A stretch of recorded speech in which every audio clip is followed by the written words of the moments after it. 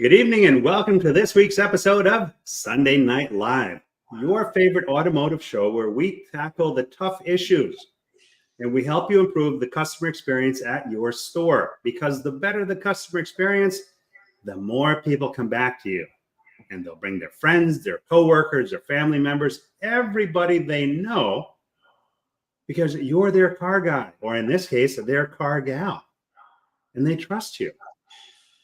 So weekly, we bring on the experts that either have done it or are doing it now to share with you what they do with real actionable things that you can start in your store tomorrow. Whether you're running a repair shop, a car dealership, and sales, service, doesn't really matter. We cover all of it. And this week, I'm very excited. Actually, I'm excited every week because I'm so lucky. I get to bring on great people. And I try to bring in things that are a little bit different than what everybody else covers. I don't like the whole regurgitated thing where you're hearing the same story. You heard it 7 times this week already, and then yet another time to hear it. I don't think that brings value.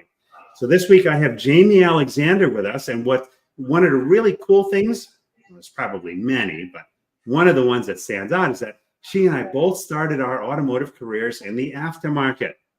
The aftermarket, that part of the business that takes 70% of dealer service, that's big.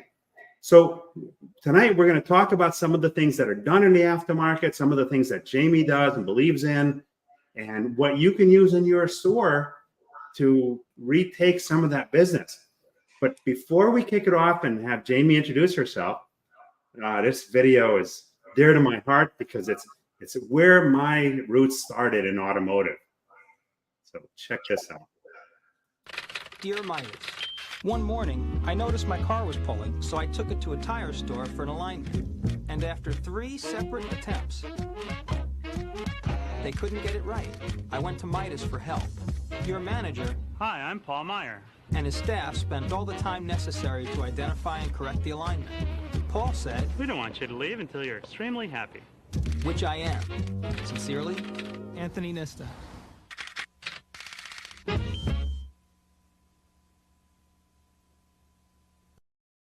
That's so old. I had hair at that point. But the point behind the video is that the customer experience was important then. It's important today, and it was never not important. We tend to dust it off and polish it up now and then and bring it back out as though it's something new, but it's really not. So Jami, welcome to the show, my friend. Thank you. And thank you for having me. I want to know the story behind this sensation that is Jami Alexander. You came out of nowhere. You put out some great content. It was your content that caught my eye. I said, I gotta meet this person. So we talked on the phone, and tell everybody your story. How'd you get started? Well, I've been in the industry. I'm going on my 27th year in the automotive industry. I bring a little bit of a unique skill set because I started as a parts delivery driver for Napa Auto Parts. From there, I worked my way up to the counter and then to management. Many don't know that I have not only the parts experience, but I have the sales experience, and I also have extensive fleet experience. So my knowledge goes anywhere from small S10 pickups all the way up to boom truck repair and 18-wheeler repairs, and working with the fleet companies. And then I did a small stint with selling cars as well. So nothing really surprises me anymore in this industry. I still believe it's the greatest industry on earth. I think that we have some troubles and some challenges that we're finally waking up to and working through, but nobody's going to convince me to ever leave this industry or that it Not is alive anyway. Exactly. So it's intuitive to me, and I love that it's challenging. And even after 27 years being in the industry, I get the opportunity to learn something new every single day when I walk through the doors, and that's what keeps it exciting for me. You want to know a fun fact, Jami? Yeah. When I first started, I was a parts driver at Fair Auto Supply in Fairfield, Connecticut, driving an E150 van with 3 on the tree. Oh, So wow. we literally started our careers the same. I took my second day on the job, I backed into a custom Ford Mustang and ripped off the carbon fiber hood. So I was very blessed and grateful that I was able to keep my job after that. Now you're a little unique insofar as when you went into sales, you created your own why buy and you went to military bases and things like that. I did. So, when I was selling cars, I learned very quickly the value in process for one. Process was extremely critical. And anytime you skipped one piece of the process, it would come back to hurt you in the end. So I learned to be very strategic in that, making sure that I followed it. But I also learned the value of being able to build a business within a business. I had a beautiful showroom, a beautiful lot.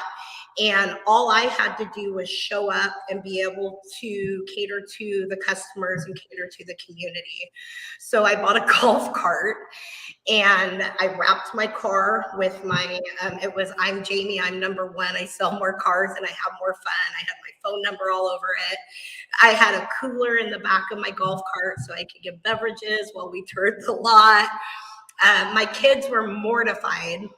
Absolutely mortified because they would go see the movies and my ad would come up before the movies. I got involved with the Chamber of Commerce. I hosted the local neighborhood safety watch meetings monthly. I got into silent auctions and things that served the community. And it was rewarding. I was making really good money back then. And I really had an opportunity to stand out, within the community. But it's a tough business, and it was a tough business back then. And so I decided that my love went more towards the service side of things from there. Okay. Well, it's funny. I started in service and I went into sales, and people from service, from the aftermarket, came to my dealership and bought cars from me. And then when I went from sales, further, people still call. So it's it's a great business. I want to get to a couple of comments here before we dig in a little bit more. Starting us off, Russell B. Hill. Hello and good evening to you, Jami and Paul. He says, let's go and grow. Nathan Williams, by the way, Paul, you look great in that muffler commercial you did when you were younger. Who knew, right? The customer, he had issues, and we just stayed with him until we were sure he was happy. And he said to me, I'm going to write a letter that's going to make a difference. I said, sure, everybody says that, but how many people actually follow through? Well, a while later, I get a phone call. Hey, we'd like you to send us a demo tape, and how would you like to come do this commercial? Wow, that's pretty cool. So you never know where things are going to go. Russell Hill says, cannot wait to hear what this amazing lady has to say. Robert Allen Carvel, hello, everyone. Another great SNL show. Thank you, my friend. I appreciate your support. And Ron Usher, hi, Jami and Paul. We got Jennifer Sanford, my friend from Dominion, says, hey there, and love that video. So running a shop is a big undertaking. And in the aftermarket, I don't know. For me, it was always you're juggling 30 balls in the air at the same time, and you can't afford to have one drop. And you are no different. And we're going to walk through some of the things that you go through throughout your day, starting off with the phones, right? Absolutely. And you take that and you times it by 7. So because I run 7 automotive shops. So you're absolutely right. Many days it's spinning plates, all going in different directions, and you're not wanting one to fall. Before we get into the phone process, though, I think that what we need to truly focus on and what we're missing in training and in our processes is we need to understand that this is a people business. We work with people, and people that we service their vehicles, they're people. And so we focus so much on process, and we focus so much on the hows and get frustrated because the hows aren't making sense, because we're not taking the time to understand our people. I understand their motivators, understanding what success looks like to them, what motivates them. Not everybody wants to be leaders. Not everybody wants to be in a management position. And so first and foremost, before we start focusing on process, in my opinion, we got to strategically place our people. We have a duty as leaders to keep them successful and understand what that success looks like to them. And at the same time, we got to be aware that our customers choose to do business with us. There is competition all around us. You know, I have a philosophy, and I try to remind my team that if we have competition within our centers, we're allowing it. Because if we're doing what we need to do, and we're taking care of the customer, and we're taking care of each other, and we're producing quality work in a timely manner, then we have no reason or excuse to have competition. And that may be an unpopular opinion with some, but I truly believe it. You know, it's our job to stand out. None of our processes are really that much different. We've spent so much time in recent years trying to reinvent the wheel, which to me is a little bit crazy, because all we need to do is take a break and polish the spokes. You know, the wheel has not been reinvented, in my opinion. We've always had an inspection process where it's just digitalized. We've always had customers. Well, we should have spent some of those times after high-fiving in the huddles and being excited over the sales, using that downtime to understand that our customers' needs were changing, their expectations were changing. Yeah, you know, after 2008, we got TrueCar that came out. You know, our customers started wising up. They started realizing, hey, this isn't right. And, you know, and that turned the focus where price started being questioned. And anytime price, in my opinion, is being questioned religiously or consistently, it's because we're not delivering the value. We're not selling the value. We're not delivering the experience. And so the first thing people will go to is they will balk at price. And that's not our customer's fault. That's our fault, in my opinion. Yeah. You know, we hear this over and over and over. People, process, technology, or people, process, tools. There's a reason why the people part comes first. Mm-hmm. But a lot of stores and a lot of companies lose sight of that. You can't have customer retention without employee retention. And you can't have efficiency without a team that works in harmony, where each person knows what the other is expecting and what's expected of them. And they carry their weight on that team. Absolutely. And you can't have true efficiency unless we're doing our job as training the gaps and we're becoming more proficient. I mean, people confuse proficiency and efficiency as the same thing, and they're not. And one cannot truly work well without the other one working just as well. They're like this. Absolutely. They go hand in hand. Yes. So we're on the same page with the philosophy piece of it. You know, you really need to get to know your people. I went into a store to evaluate one time, and I was told that, that person's not gonna engage with you. That person's, you know, here are the list of problems that person's experiencing. Like, all right, I appreciate that. Well, I spent the day in that store, and come to find out, the problem wasn't really that person. The problem was the manager. Mm-hmm. The manager never got to know that employee, what motivated that employee, why that employee had the struggles that he had. Had they taken the time to understand that, they would have known better, because by the end of the day, that guy and I were locking eyes. He was adding conversation. He was sharing. We had shared history. And I found that out because I took the time to have a conversation with him. Let me get to a couple of comments here. Let's see here. Nathan Williams, good way to enjoy your 15 minutes of fame. Actually, no, it's 60 seconds of fame. That 30-second commercial got cut and put into two 15-second commercials. So that gave me 3 starring roles in a commercial which earned me entry into the Screen Actors Guild. How crazy is that? Yeah, so 15 minutes of fame, nope, 60 seconds. Wasn't that long, man.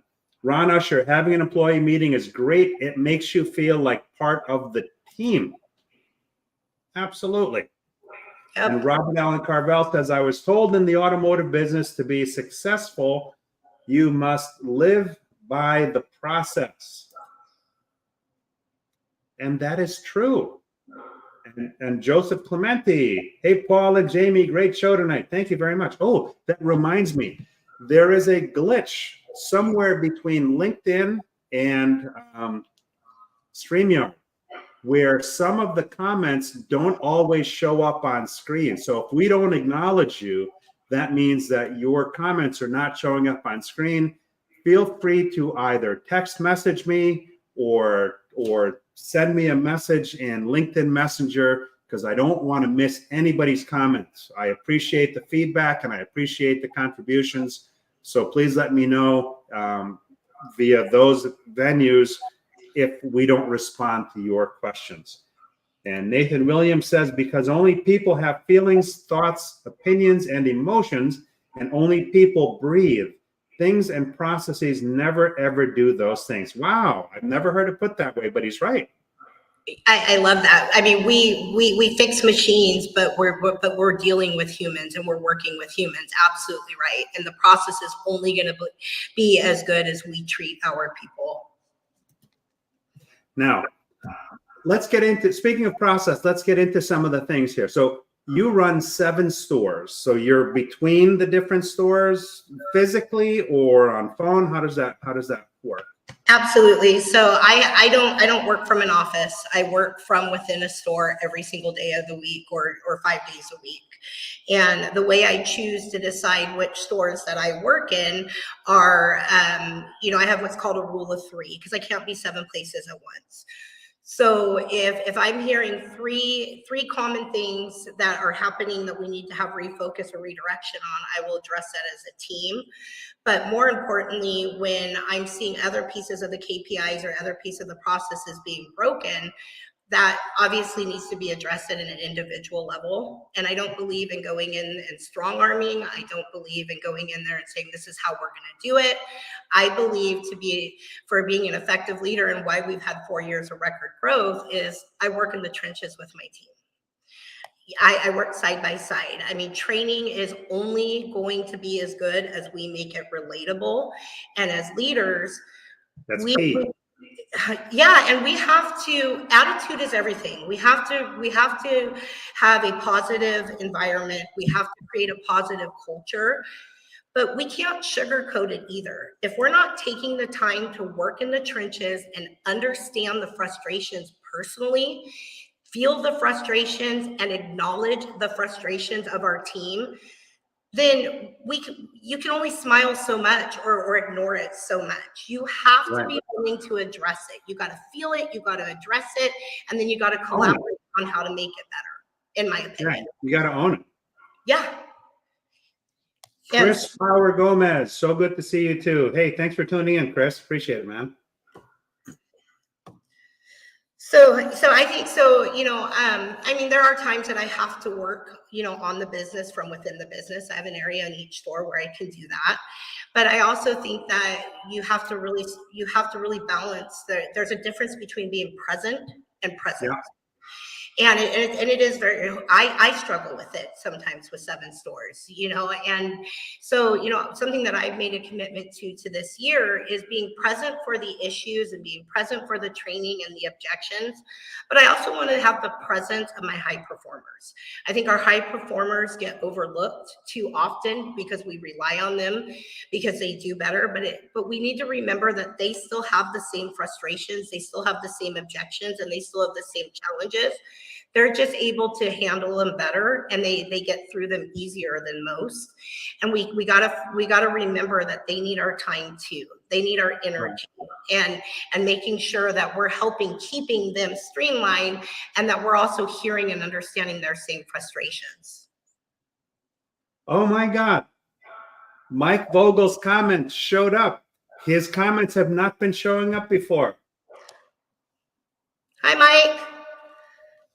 Hold on one second. So we got Nathan Williams. Okay, look, every other industry and company should be watching this. They need to take a few hints from this particular conversation. Wow. I'm not opposed to you guys sharing the content.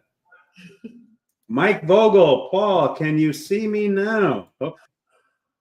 Yes, I can. I'm on Facebook instead of LinkedIn. Ah, you know what?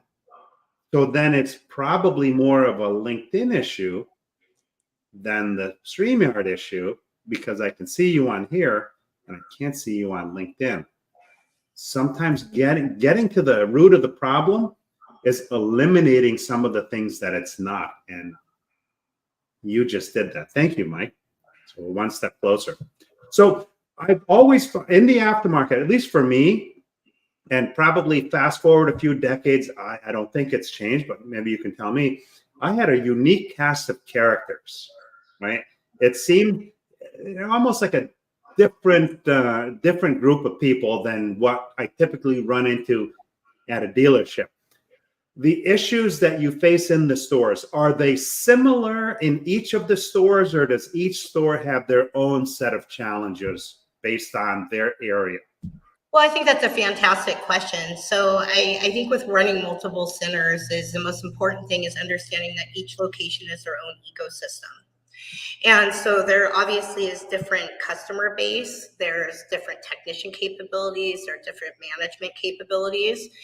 And I have found what has been effective for me is allowing each center to thrive in their own ecosystem, but yet we still have to have a messaging and a process and a system where we come together as a vision of one.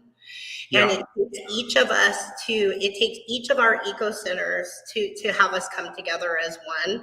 So, I mean, I don't think realistically, because I have a lot of friends in the dealership world as well, I don't think that our problems are necessarily any different than, what the industry-wide struggle is. And again, it's going in there and it's a side-by-side training. It's being willing to, I believe in servant leadership. Servant leadership is very important to me.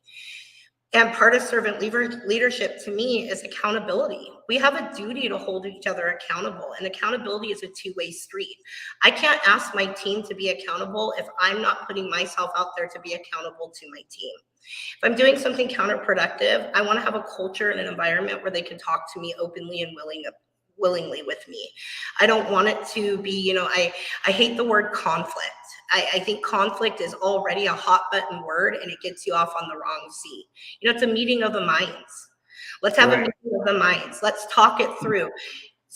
Maybe some days I will change my mind. Some days I have to be a leader. And being a leader isn't always being popular, but it doesn't mean that you can't be kind, and it doesn't mean that you can't be open to communication, in my opinion. And it's extremely important. In this industry for too long, we have lived off of egos and because I said so instead of how. Whoa. Are you insinuating there's ego in the automotive business? Oh, absolutely. I mean, I was a young manager. I had my hair on fire. I mean, my leadership didn't just come overnight. Yeah. My leadership didn't come overnight. I had to take my lumps. I had to learn. But it's the truth. And, and I mean, if we're not going to call out what some of the consistent issues have been in this industry, we're not going to change. I just read an article, I think in like 10 years or 5 years, don't quote me particular, we only improved like 1% as far as our industry stigma over that many years. I mean, come on, guys and gals, we can do better. We can be better. And part of that's our fault too, because we just talk about the negatives. Yeah. Let's start getting the good stuff out about this industry. This is a very wonderful industry to be part of. And, society-wide, a lot of the issues that we're dealing with are not just our industry. So let's just continue to work on what we need to work on, but let's get the great things about this industry out. I mean, it's a forgiving business. No business like the car business. I say that all the time. Absolutely. Absolutely. It's forgiving. There's many different areas. You can work in service, you can work in sales, you can work in parts, you can work in security, you can work in digital, you can work in an office, and there's all kinds of opportunities. We want to get our retention and our employees better, then we have to do better. And we have to serve our people better, and we have to serve our communities better. I love what Ron Usher says. You gain a lot of respect when the leader shows their part of the team. That's huge. Okay. And I'll give you for instance. Aftermarket shops, at least back then, have not always been known to be the cleanest of shops. Okay. But I was a psycho. My shops had to be clean. The products were on the shelves like soldiers, and they had to be clean. When I took over a particular store, there was trash on the floor. There were old parts on the floor. There were cores, everything. Well, I said, you know what? That's not how I run my store. I want the place clean. I want it spotless. I don't want any crap on the floor. I went out and bought brand new garbage cans with lids. The rule was the car doesn't come down off the lift until it's swept. The stuff is put in the garbage cans and the stuff is put in the dumpster. Then the car comes down. And guess what? When you have a team that's not used to doing that, they look at you really funny when you expect them to do it. So guess who was the first one to pick up the broom? The general manager of the store, this guy. And I did it. And I hauled out the metal parts to the metal dumpster. I hauled out the cardboard. I did all that. And they watched me do it initially. But then as I was doing it, then somebody started to help me do it. Mm-hmm. Then the next thing you know, everybody's doing it. Now, it got to the point where they did most of it, but I still helped them. And to Ron Usher's point, you gain a lot of respect when the leader shows they're part of the team. And that's the same philosophy you have. And that's probably why you do as well as you do. And to Ron's point, I remind my team, or I thank my team weekly that they allow me to be part of their team, because I'm part of their team.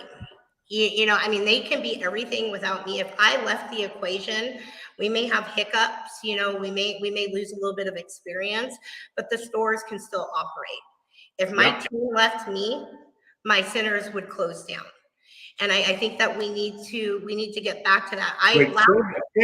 You need to say that again, because that is a mic drop moment right there. I want you to say that again. That is beautiful. We have to make sure to remind our teams and thank them for them allowing us to be a part of their team. We as a leader could walk away. We may have hiccups, but the stores and the centers would still go on. If we lost our teams, we would be nothing. We are nothing without our teams. Last week was the funnest week that I've had in years. I spent the whole week in the shops with my technicians. I got soaked in coolant. I got soaked in power steering fluid.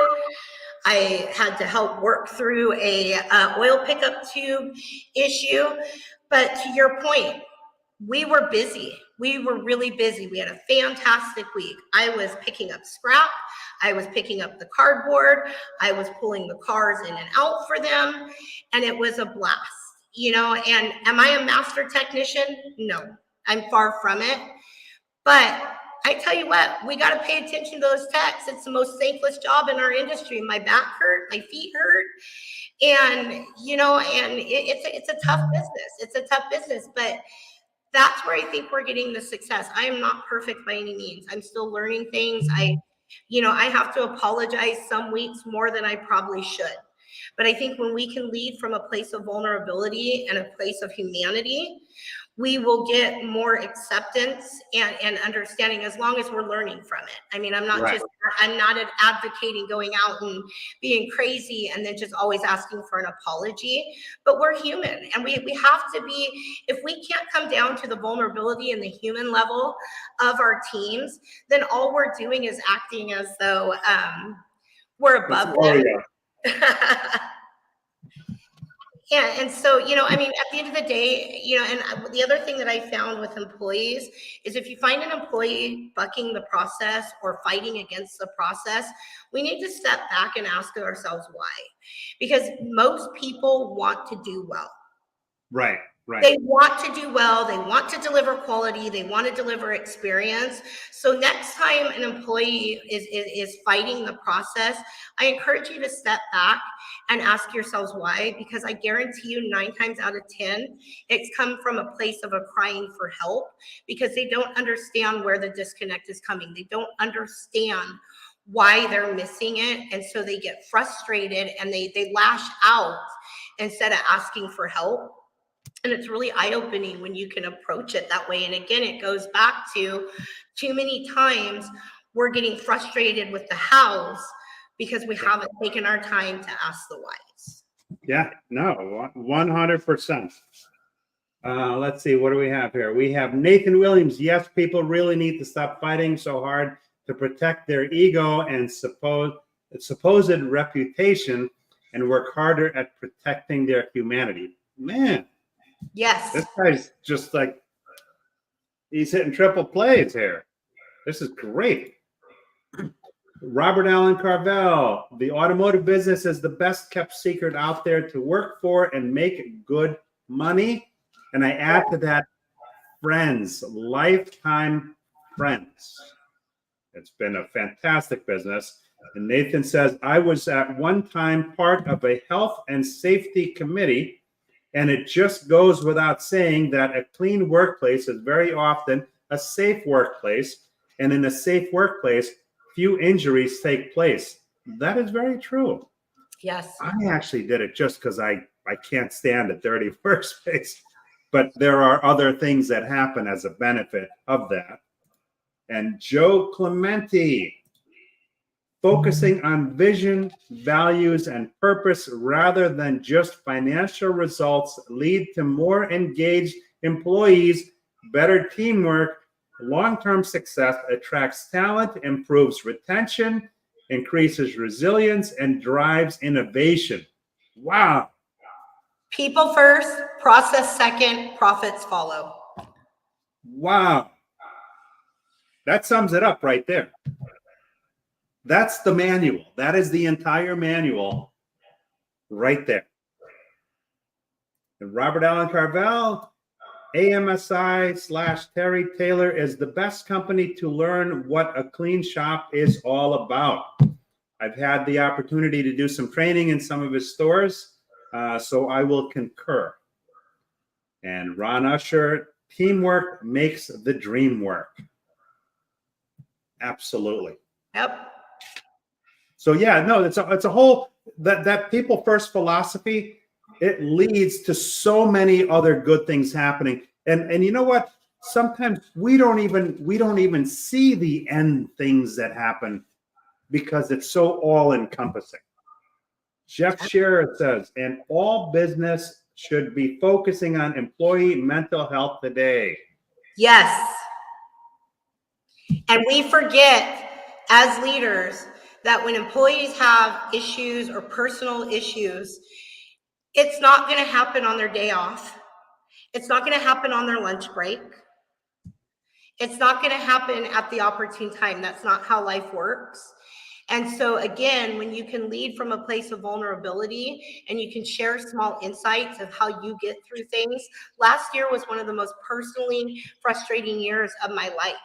It was just one thing after another. And it was really hard to stay focused and to keep everybody together and keep the team together.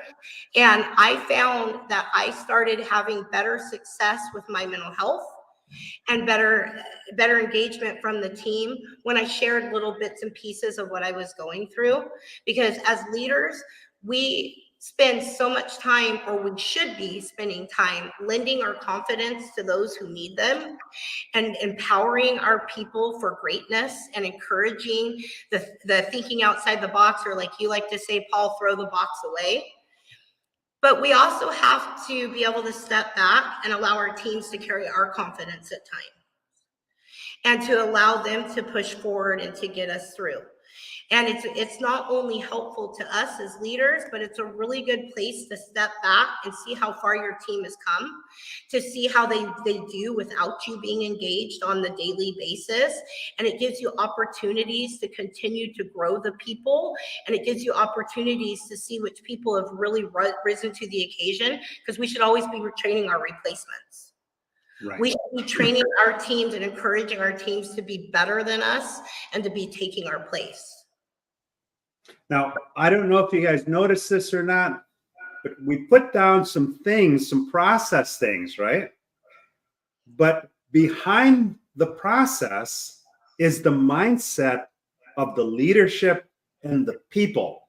So that, what we're talking about now, is what makes all those other things happen in the way that they happen. Absolutely. Richard, let's see, Nathan concurs. Richard Levine says, people before profits, plans, products, and processes. 100%. That's what makes everything happen. So 7 stores is a huge responsibility. Okay. Now, how close are these stores located? Are they within a 20-mile radius, a 60-mile radius? It depends. It depends. So if I were to travel all stores in one day, it's about a 4-hour process, to get from each store to each store. So again, that's why, having a really good messaging system to where we can, even though if I can't be in the stores, we still feel like we're in the same room, being accessible, being available, being there to answer, questions is absolutely critical. And then back to kind of the topic of the show, this is where process is truly important. Right. And having the streamlined process that you have to have across the board. If I have a customer that goes into my Newburgh, Oregon location, I want their process to be just the same as if they're in our Vancouver, Washington store. And so process is again, I know we're talking about people and stuff. So don't confuse it. I don't think process is important. I just think people first are as important, and that's what gets the process. But process is daunting in this business. And what we touched on, our processes aren't much different. What makes process successful is staying persistent and consistent in the messaging. We tend to forget that, hey, it's simple. On paper, it is simple. Right. When you write it out on paper or you look at it on paper, it's absolutely simple. But then when you bring the moving parts in, you bring the individualized, personalities and, the different customer base and the different ecosystem, as leaders, or what I found with me being a leader, is you've got to allow for the individuality and people to be their individual selves, because people don't buy from Meineke. People don't buy from Beto Chevrolet. People buy from Jami. People buy from Paul.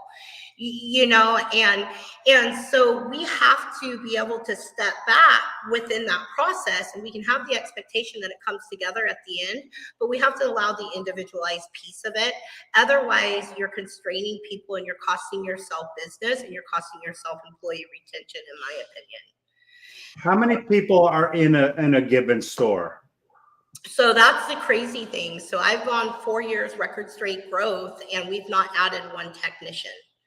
So we have on average 3 people, 2 techs and 1 manager. Our managers are our service advisors. And then I have 2 part-time floating positions to help cover the manager's days off. And then I choose to work behind a counter at least a couple times a month, because I need to keep my skill set sharp. And again, like we were talking about, I've got to be able to understand the frustrations, feel the frustrations. And it's also, it's a good way for me to have insight in a store without a manager there too, to see how things are running and see if there's areas that I can help them grow or improve, or if there's areas that I need to address. So is there automation, or is the manager really charged with? The manager handles all the phone calls, is responsible for all the parts ordering, coordinating shipments, things like that, ordering for the store?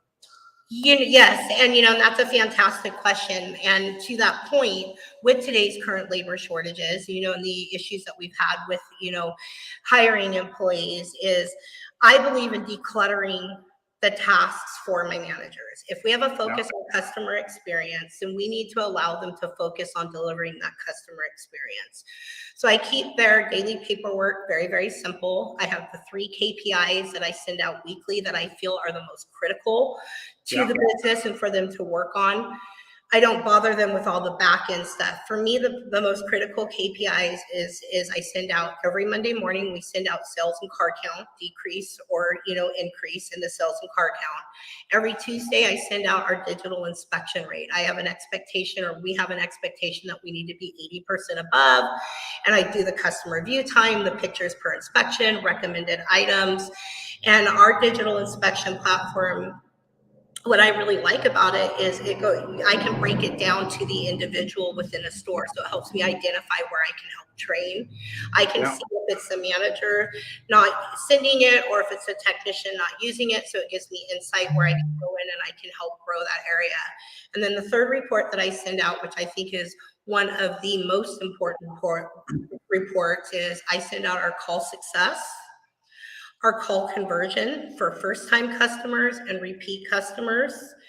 And what I do is I take the percentages that were either off, or that we improved on, and then I'll equate that to how much pay it costs the team. So I will put it in real money. Hey, if we would have been, this 4% higher here, you would have made this much more per your paycheck, and your technician would have made this much more per their paycheck. So I try to keep it simple and relatable. And if I can get the team focused on those 3 KPIs and doing what they need to, naturally the others are going to come behind, are going to come in line, and then we can make areas of improvement and tweaking from there. I mean, last year we ran a $552 average ARO company-wide.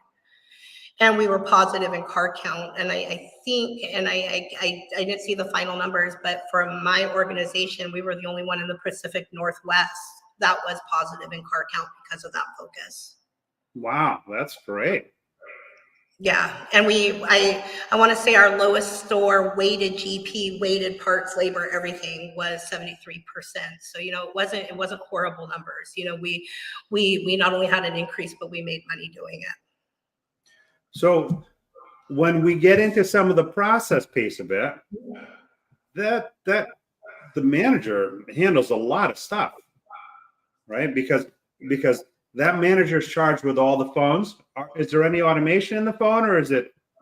So the phone process is not automated, but we do have a messaging platform that we direct message to the customer.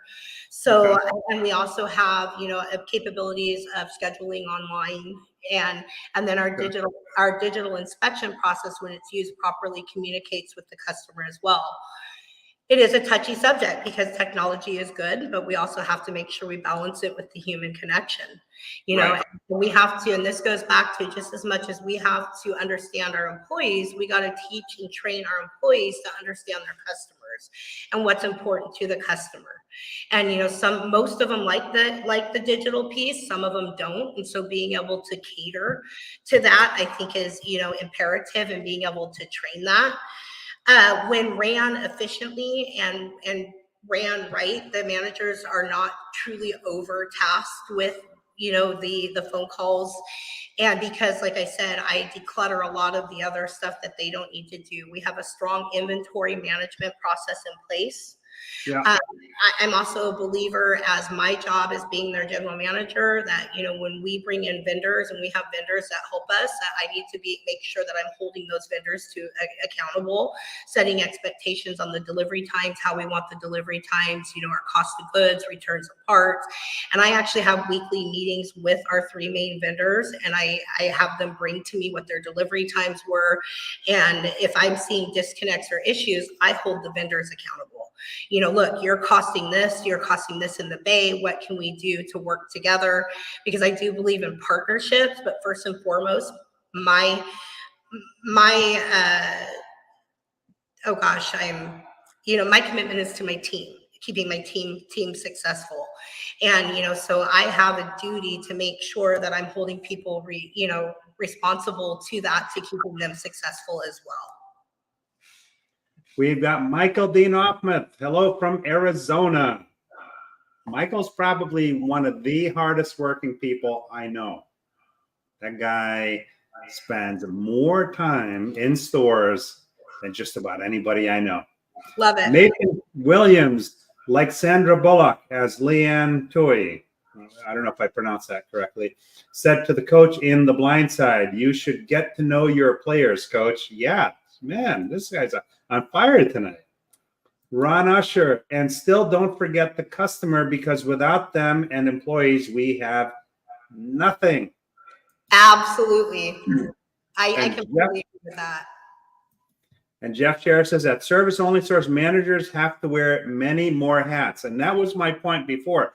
I know how much work it is because I've run many aftermarket service centers. And let me tell you, between the phones, reception is, or check-in process and reception is another area, right? You have to be so dialed in. It has to be so choreographed between the team that everything has to be seamless. And I'll give you for instance, I would have customers come in. I knew most of the customers, as did my team. They knew them by name. The customers knew the techs. Everybody knew everybody. They would come in, start on the paperwork, pull in the car, put the car up in the air. You could tell by the sound that it made what kind of repair it was going to need. Oftentimes I'd have the part numbers in my head. I'd know how much the prices were, right? So it's crazy. I haven't run a repair shop in many, many years, but a car would come in, let's say a mid-sized GM car. I'd hear the noise. Okay, that's going to need a 70, 7852. It's going to need a 1571 muffler. There were 3 tailpipes, a 4167, which had a double bend, a 5847, which had one bend and then straight out, or a 4189, which had an upside down bracket with a 9/16 nut that went on it, right? With the X1231 flange. So we knew all this stuff. So you have to be so dialed in because you're doing so much more in a shop like that you need to be able to start working. Well, yeah, but I also think that we get ourselves in trouble with the check-in process and the phone process, to be fair. Okay. And so I think that many times when we start seeing things go off the rail, or we're having a shop gets backed up, or we're having problems keeping up, it's because we're not following the process. I mean, we have to be real in this as well. Yeah. I mean, we have to hold accountable, and we have a very streamlined process that we use. So to your point, if we're not doing our jobs at check-in, well, let's start with the phone call. We overcomplicate phone calls. So I listen to phone calls daily because phones is the first and foremost critical piece of bringing customers in my opinion. I mean, many times I'm hearing 20 and 30-minute phone calls. Why are we doing that? We're doing that because we are getting off of the rails. We should not be quoting over the phone. Menu items, you got to have menu items to get people in. The phone call should be easy, an ease of appointment to get them in. We need to be, first of all, we should be thanking them for choosing us because they can call anybody. Thank you for choosing Meineke. This is Jami. How may I help you today? We need to identify the concern, what the customer is saying. Once we identify what the concern is of the customer, all we need to do is verify. Yes, we can help you, and let's get them in.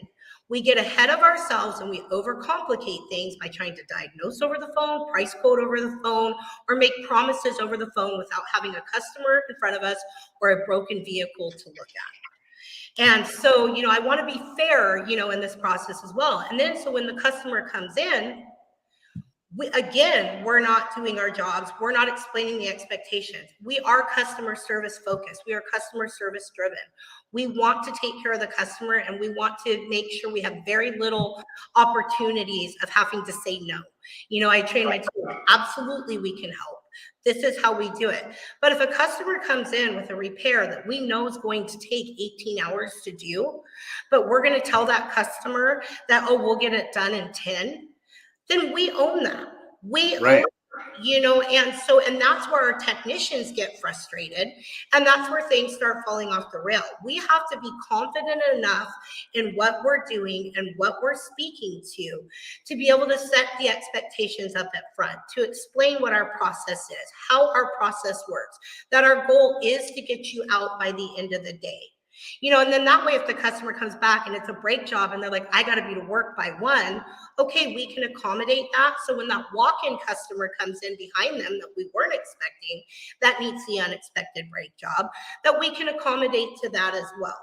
So customer service and customer experience is everything, but we have a duty as the professionals on the other side of that counter to be realistic, to keep ourselves out of trouble, to avoid mitigation and liability from our organization or our business perspective, but also we have to for our technicians. And so I have a hard time. I will listen all day long. But the way I try to lead and coach is when we start having issues like this, the first thing that I go back to is process. And I will try to integrate where we missed in the process and how, if we would have followed the process, we could have avoided, or if there is a broken piece in our process, let's put our heads together and let's change that. So, servant leadership is very important to me, and, being kind, but I run a tight ship, and I do believe in accountability, and accountability in forming cultures is we have to be safe enough in those cultures to have the tough conversations and to stop what we're doing, address the problems and move on. Address, not dwell.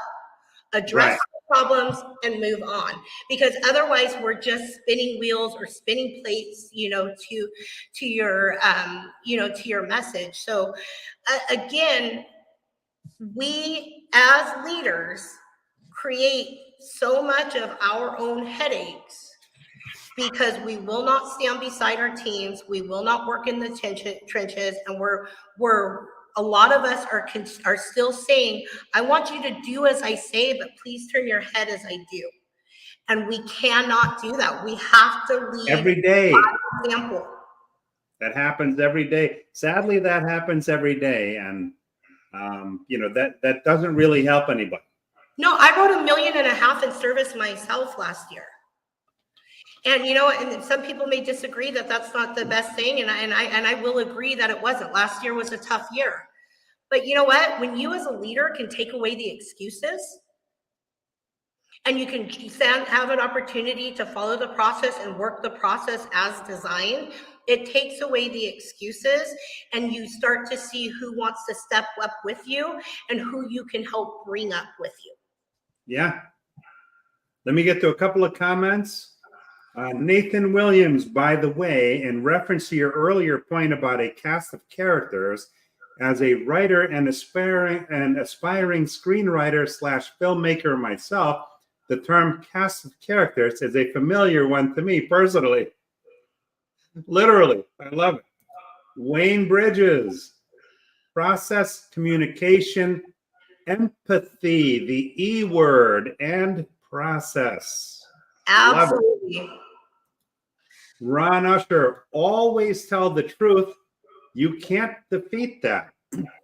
You'll never remember all the mistruths, but you'll always remember the truth.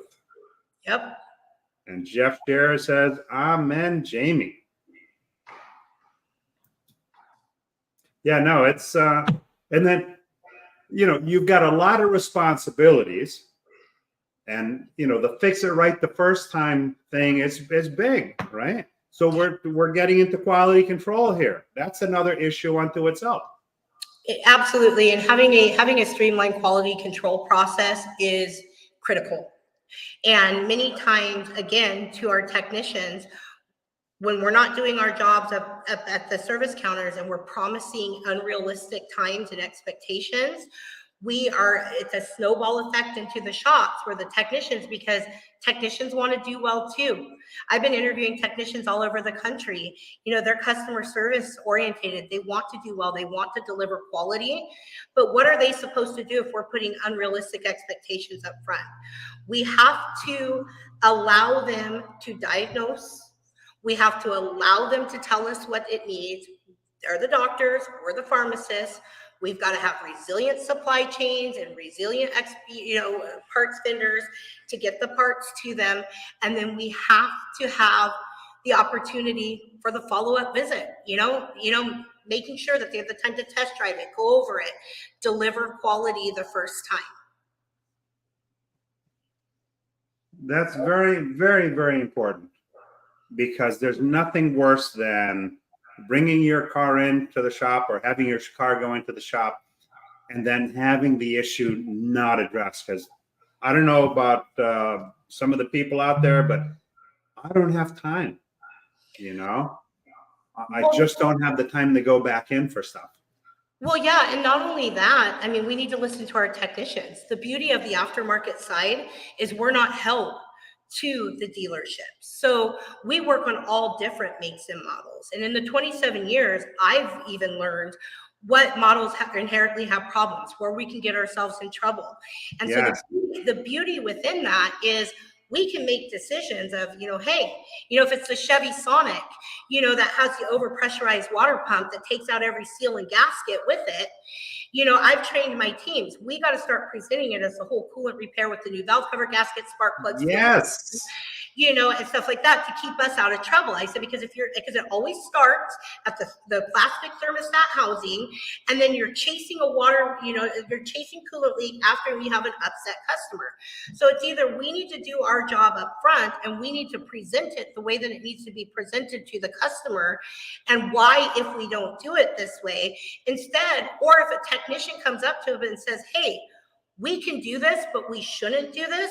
We need to listen to them, because what we do when we do that is when we just get excited over the sale at the counter, we're basically, telling the technician to pound sand. But guess who's forced? Guess who's forced to fix the very issue that our technician tried to stop us from getting into in the beginning? Oh my God. You know what? That brings back story for me. Okay. We had the Isuzu Trooper 2s would come into our shops. Yes. Okay. And let me tell you something about the Isuzu Trooper 2s. They had a propensity to have the lug bolts and or studs stripped. If you didn't tell the customer that up front, guess who's knocking out and pressing studs into hubs? We are, at our cost. So we got to the point, to your point exactly, when one of those came in for brake work or a brake inspection, we explained the process. We explained that a large number of these ended up needing new studs and lug nuts. And we priced that as part of the inspection, because if we didn't, then the technician is on the hook for having to replace it. And the customer's upset that they're there longer. So yeah, that's exactly what I'm talking about. And that's where we got to do our job, to the point of bridging between the shops and the counters. We've got to listen to each other. We've got to understand the why. The 5-4 exhaust manifold bolts that always snap. We got our technicians up for that. And the beauty in the aftermarket world too is, people forget that labor times are written for as it just rolled off the factory line. That's how it's done. It's not giving adjustments for the air, the environment is driven in, the rust, and all of that. And that's where we're not doing a service to our technicians, and why we choose not to pay flat rate to our technicians. We do a percentage of total tickets. So we're allowing them to have a buy-in into not only the parts, but the repair side as well. And we've seen bigger retention rates because of that. Our lowest paid tech made $62,500 last year, and our highest paid made $151,000. But by doing so, and so and I know that hours are important, and we talk about hours, and we want to build the hours, but when you can get your technicians an opportunity to have a bigger piece of the picture, it's amazing what happens to the inspections. The inspections get better. We averaged 9 recommendations per inspection last year, company-wide. And we didn't get lost in air filters and wiper blades. We got lost in total health of the vehicle to be able to present a comprehensive inspection to our customers so we can advise them on the repairs from there, and they could make an informed decision based on what condition their vehicle was in. The model has changed. We're not selling anybody anything. We are presenting the health of their vehicle, and we are advising them as to what their options are. And when they fully understand that, they can make the best decision for them and feel good about what they've done. And more importantly, feel good about you. Because that's what transparency. And if we're using the digital inspections the way that we're supposed to be using, we're providing transparency to our customers, and that if they can see why we're recommending it, and we have to stay ethical. I find out somebody's recommending something that's not needed, they have no place in our organization. Yeah. Nathan Williams and good organizational skills, and Ron Usher. Thank you, Jami, for speaking for technicians. It's my honor. Thank you guys for what you do. Wow. In the blink of an eye, it's 60 minutes later. I want to thank you very much for coming on the show. I love your story. I love what you're putting out there, and I love the fact that we've become friends. This is really cool. Incredibly honored and humbled. Thank you guys all, and thank you guys all for listening, and thank you for having me. So hold on just a second as we log off. So thank you to those that watched it live, and thank you to those that watched it on the replay. We have a large number of people that watched it on the replay, and I know this because I get messages and comments sometimes 45 minutes into an hour show weeks later. So that's kind of cool how that works. We're I wish you all together, and together we shine. We can do this, guys. I'm committed. It's a lifelong journey is how I look at it. Yep. So thank you again for watching. I wish you all a safe and successful next week. And we will see you next week on Sunday Night Live. Don't go away, Jami.